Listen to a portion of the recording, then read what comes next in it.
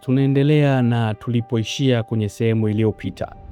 Shahidi wa kificho P wa Jambo TV anaendelea kutoa ushahidi wake chini ya uongozi wa wakili wa serikali Thawabu Issa. Anaeleza jinsi walivyorusha live mkutano wa Chadema, kauli za Lissu na jinsi alivyokabidhi memory card kwenda kwa polisi. Wakili wa serikali anamuuliza, tukio lilianza majira gani? Shahidi akasema lilianza saa 4 asubuhi na lilichukua masaa 3 kukamilika. Wakili wa serikali akasema siku hiyo mlirusha maudhui gani au mazui ya nini?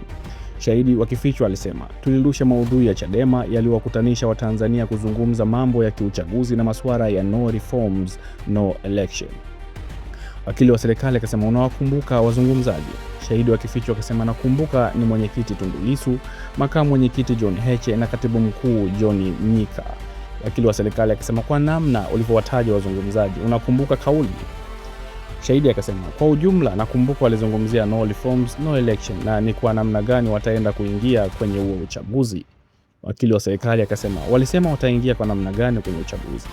Shahidi akasema kwamba bila mabadiliko hakuna uchaguzi na mwenyekiti alikuwa akizungumza namna atakavyozuia uchaguzi huo.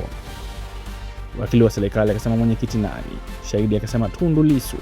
Wakili wa serikali akasema unaweza kukumbuka baadhi ya maneno aliyoyasema? Shahidi akasema naweza kukumbuka machache tu. Alizungumza akasema tutazuia uchaguzi huu lakini pia tutakinukisha. Shahidi anathibitisha kauli muhimu, tutazuia uchaguzi huu na tutakinukisha. Hii ni sehemu kuu ya shtaka. Wakili wa serikali anaendelea, unaweza kutuambia hali ya vifaa mlivyokuwa mnatumia siku hiyo? Shahidi akasema hali ya vifaa ilikuwa ni nzuri siku hiyo. Wakili wa serikali akasema malengo yalikuwa ni nini bwana P? Shahidi akasema lengo lilikuwa ni kuhabarisha umma. Wakili akaendelea, chombo chenu cha habari ilikuwaje kufika eneo hilo la tukio? Shahidi akasema tuliipata agizo kutoka kwa kiongozi husika. Hapa swali limerudiwa zaidi ya mara 2. Wakili wa serikali wananong'onezana na kuna jibu wanatamani wangelisikia.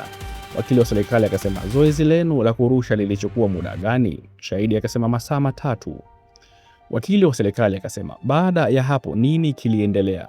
Shahidi akasema tulirusha tukio zima na baada ya hapo tukaambiwa waandishi wa habari wote tutoke nje ili wazungumze mambo ya ndani.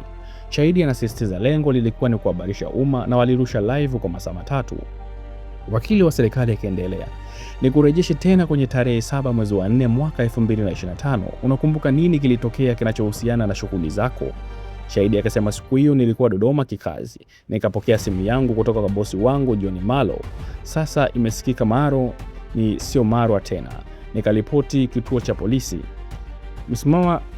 Mheshimiwa Lissu akasimama na akasema wakili wa serikali anamwekea shahidi maneno mengi sana mdomoni. Jaji Nugulu akasema labda pengine hujamsikia vizuri. Shahidi amemtaja bosi wake John Malo. Lissu akasema kama mmesikia ni sawa, mimi sikumsikia. Wakili wa serikali akasema bosi alikwambia nini? Shahidi wa kificho akasema aliniambia niende nikakabidhi vifaa vya kurekodia memory card yenye picha.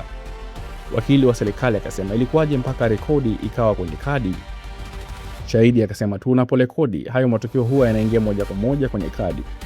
Wakili wa serikali akasema baada ya maelekezo nini kilifuata? Shahidi akasema nilienda kituo cha polisi Dodoma kwa polisi aliyekuwa ananichukua maelezo na kumkabidhi vifaa kisha nikasaini. Tarehe 7 Aprili mwaka 2025 shahidi alikabidhi memory card polisi Dodoma baada ya kuagizwa na bosi wake ambaye ni John Malwa. Wakili wa serikali anaendelea, sasa bwana P, waambie hiyo tarehe 3 mwezi wa 4 mwaka 2025 huyo mtu alikuwa bado yupo katika mavazi gani? Jaji akasema mbadili hilo swali, unataka ajibu unachokisema. Wakili wa serikali akasema sasa shahidi eleza alikuwa katika hali gani? Shahidi wa kificho akasema rangi sijui ila alivaa combat. Wakili wa serikali akasema turudi, yale maongezi ya mkutano walikuwa wanaongelea uchaguzi gani? Shahidi wa kificho akasema kuelekea uchaguzi mkuu. Mawakili wa serikali wananong'onezana kila dakika. Wakili akasema mheshimiwa majaji, kwa shahidi huyu ni hayo tu kwangu mimi.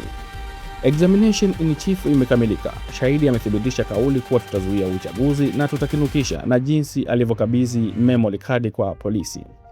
Shahidi wa kificho amethibitisha kauli kuu ya shtaka na jinsi video ilivyorekodiwa na kukabidhiwa kwa mikononi mwa polisi. Anaonekana kuwa na wasiwasi, anarudia baadhi ya majibu na jibu la bosi kama Marwa linaonekana kubadilika. Mara ya kwanza alitaja Marwa na sasa hivi amesema ni John Maro. Sasa sijajua nani atakuja kumsahihisha kwenye hili. Hapo kuna vitu vinne muhimu. Kuna live stream kwa masaa 3, kuna kauli za Lissu, Heche na Mnyika, kuna memory card iliyokabidhiwa polisi Dodoma tarehe 7 mwezi wa 4 mwaka 2025, na lengo la mwisho ni kuhabarisha umma. Sasa ni zamu ya Tundu Lissu kufanya cross examination.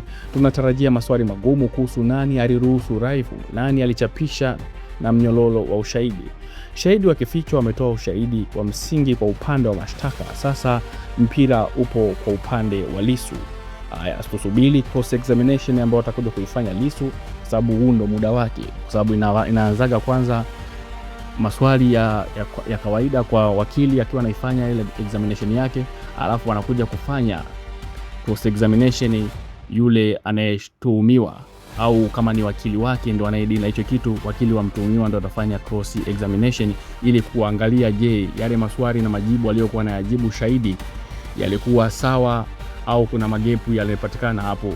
Hiyo ndio itakao prove kama huyu shahidi yuko sawa au yuko wrong, ndio atasababisha kama hii kesi iendelee au isiendelee. Kwa hiyo cross examination ni muhimu sana kwenye kila mahojiano ya mahakamani. Tusubiri hapo, nitakuletea kipande cha Lissu